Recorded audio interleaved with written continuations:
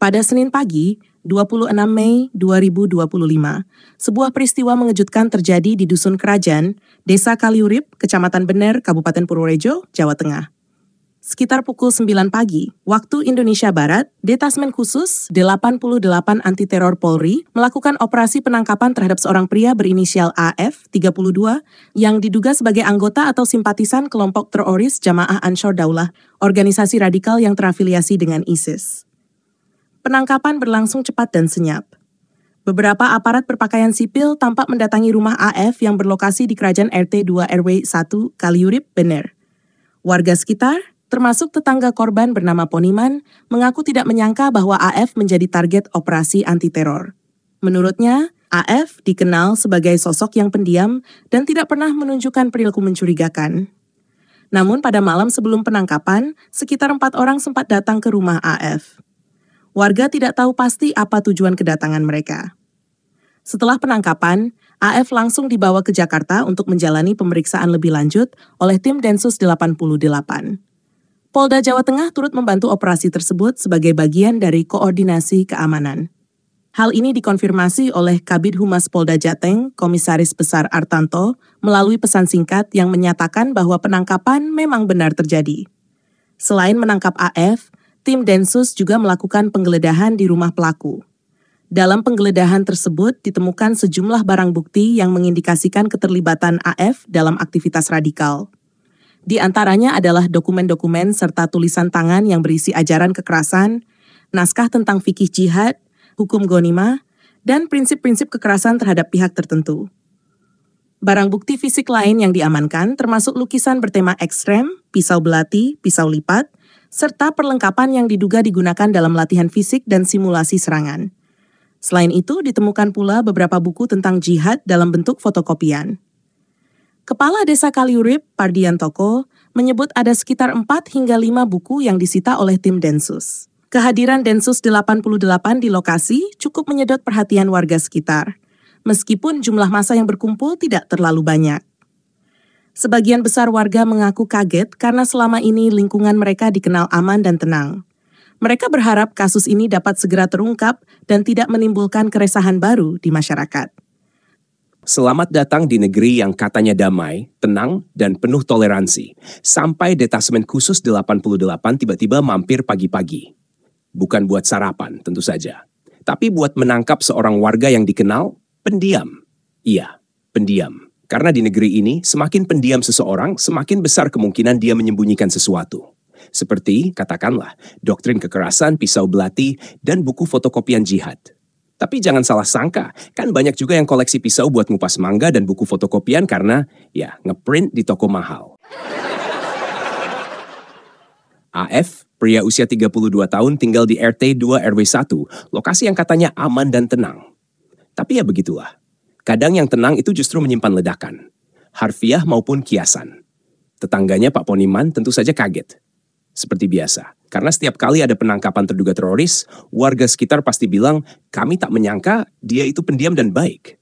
Ya, mungkin AF memang baik, tapi baiknya cuma buat sesama simpatisan ISIS. Dan malam sebelumnya ada 4 orang misterius datang, tapi warga nggak tahu mereka siapa.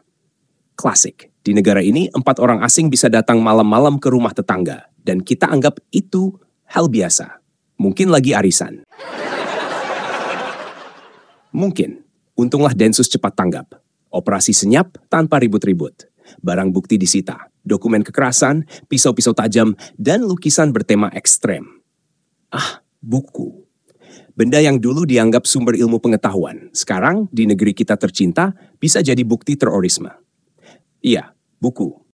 Tapi bukan sembarang buku. Buku tentang jihad, fikih kekerasan, dan hukum ghanimah. Fotokopian pula. Bayangkan betapa menakutkannya sebuah buku fotokopian.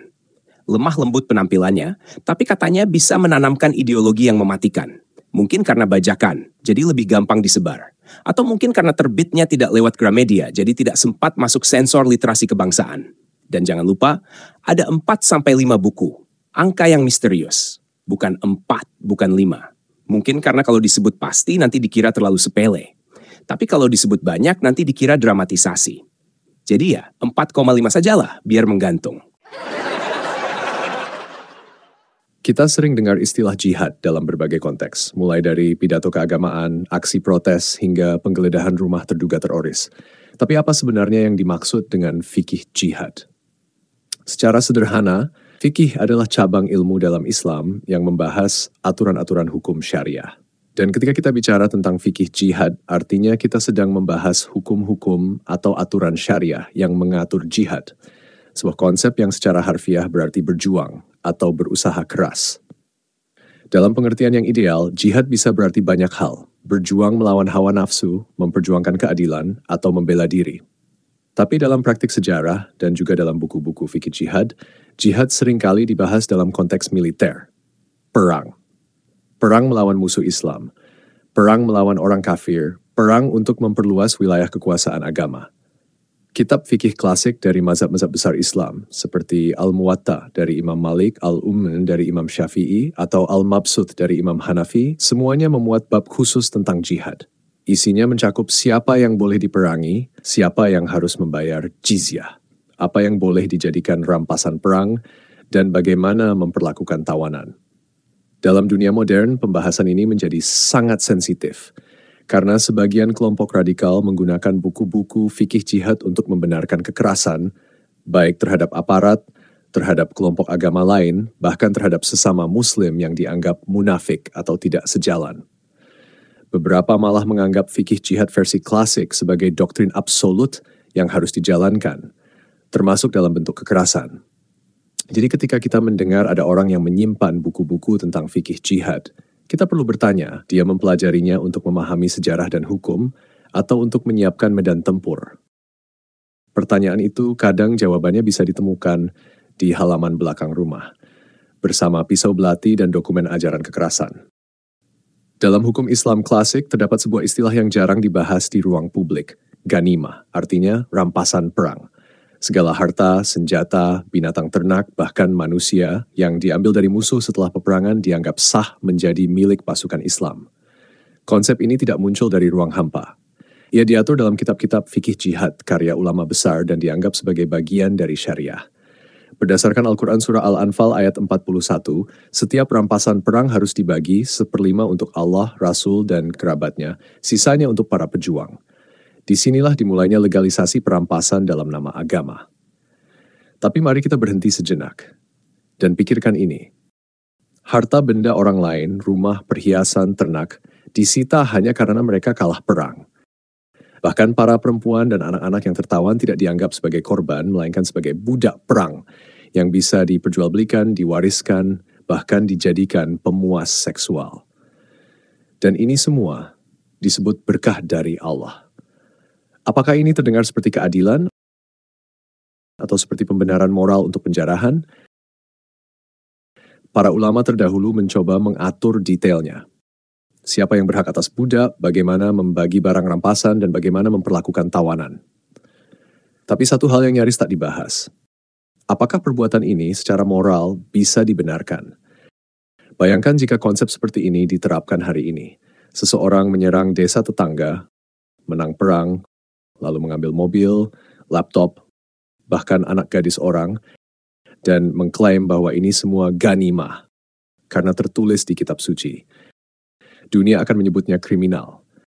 Tapi dalam teks klasik, itu disebut pahalanya mujahid. Lebih parah lagi, dalam sejarah, konsep ini tidak hanya dipakai dalam konteks pertahanan, tapi juga untuk ekspansi, menyerang wilayah baru demi mendapatkan rampasan dan budak. Kekerasan ini disucikan.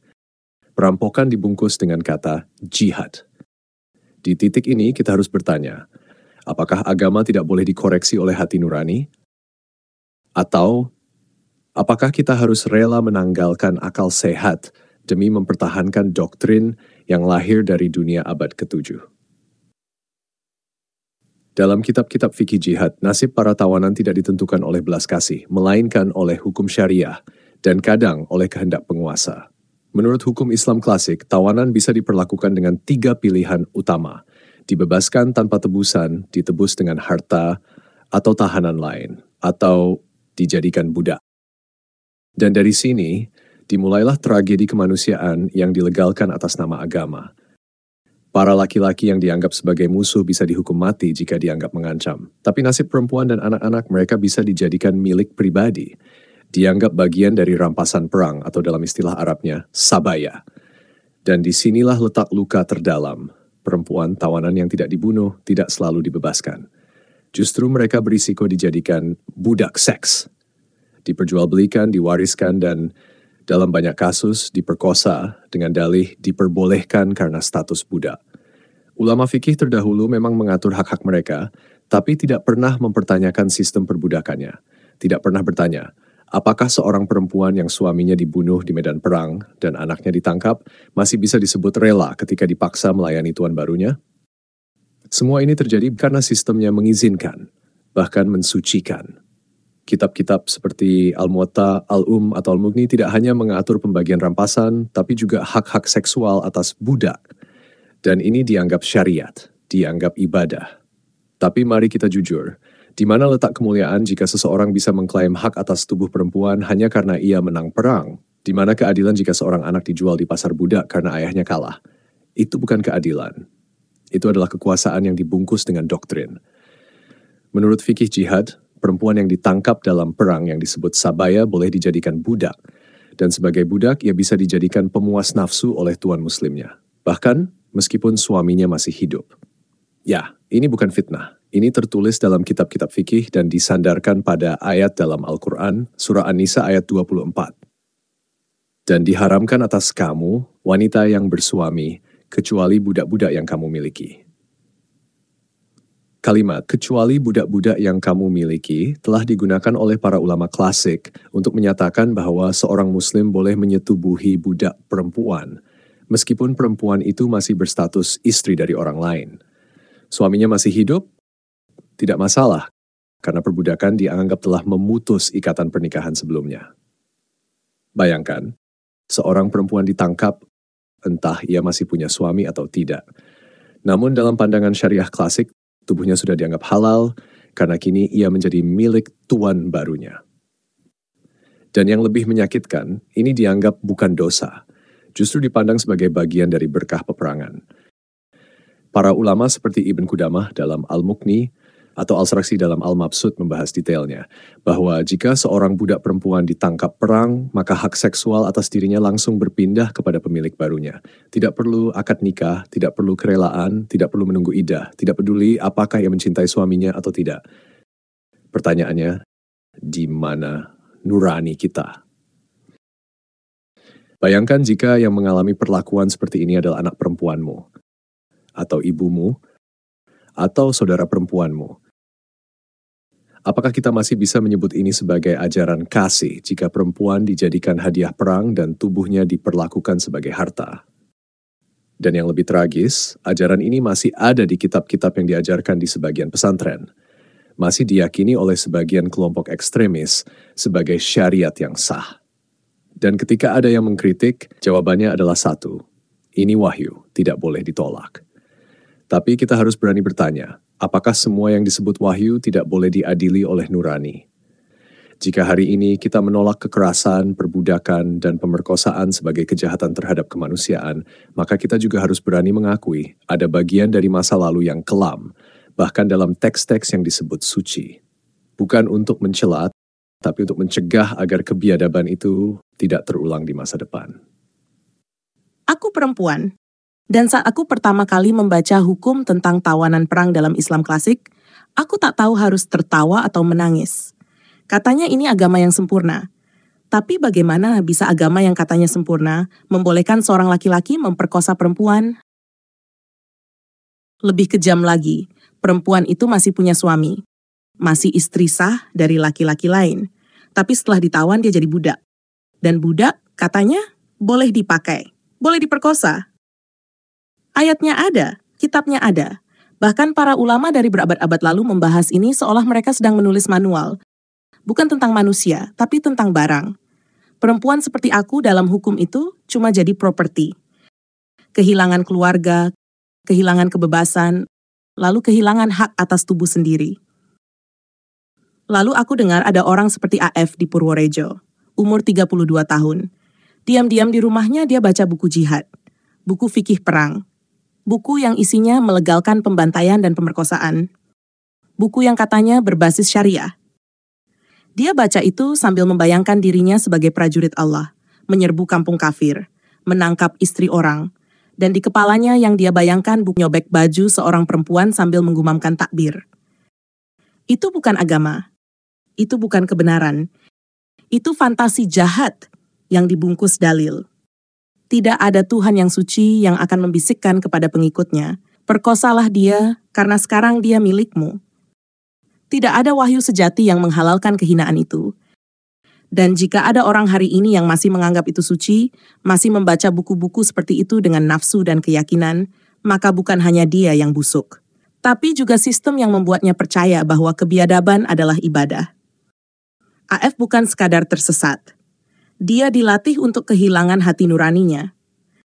Dan dunia akan terus melahirkan orang seperti AF, selama kita membiarkan buku-buku seperti itu beredar bebas dan diajarkan sebagai ajaran langit. Aku perempuan, dan aku menolak agama yang membenarkan pemerkosaan. Kalau sebuah ajaran mengajarkan bahwa perempuan boleh diperkosa karena statusnya budak, kalau seorang pria bisa merasa sedang beribadah saat membayangkan menyetubuhi istri orang lain, maka itu bukan agama yang berasal dari surga. Itu adalah cermin dari nafsu manusia yang menyamar jadi wahyu. Dan jika kamu hari ini mulai merasa risih, mulai merasa tidak nyaman dengan dalil yang membenarkan kekerasan, perbudakan, dan pemerkosaan, itu bukan karena kamu kurang iman. Itu karena kamu masih punya hati nurani. Mungkin ini saatnya untuk membuka mata. Untuk bertanya ulang, apakah agama yang saya warisi benar-benar berasal dari Tuhan? Karena Tuhan sejati tidak merendahkan manusia, apalagi memperlakukan perempuan seperti barang jarahan. Tuhan sejati tidak butuh darah, tidak butuh istri orang, dan tidak membisiki orang-orang fanatik untuk memperkosa atas namanya. Dan mungkin selama ini, kamu hanya belum benar-benar mencari. Mungkin selama ini kamu hanya mewarisi, bukan memilih. Tapi belum terlambat untuk mulai bertanya. Dan belum terlambat untuk meninggalkan agama yang justru mencederai akal sehat dan hati nurani. Kalau kamu nonton sampai sini, mungkin hatimu sudah mulai terusik, dan itu bagus. Jangan matikan rasa itu. Kalau kamu merasa video ini penting, like dan share sekarang juga. Ajak teman, keluarga, siapapun yang mungkin masih hidup dalam dogma yang membutakan. Dan kalau kamu ingin lebih banyak konten jujur, kritis, dan berani seperti ini, subscribe sekarang, aktifkan loncengnya, karena kita masih akan bongkar lebih banyak kebusukan yang selama ini dibungkus dalil. Terima kasih sudah nonton. Sampai jumpa di video berikutnya. Yang bawahan dari gabawan, kepalanya sungsang, otaknya diselangkang. Surganya cuma batang yang mencari lubang, selalu mimpi disayang oleh para dayang. Hidungnya belang, mulutnya lancang, suka menantang. Dengan muka garang, tidak bisa menang. Kalau tidak curang, sering dapat uang. Menggunakan parang, tapi ngaku dagang di tanah abang.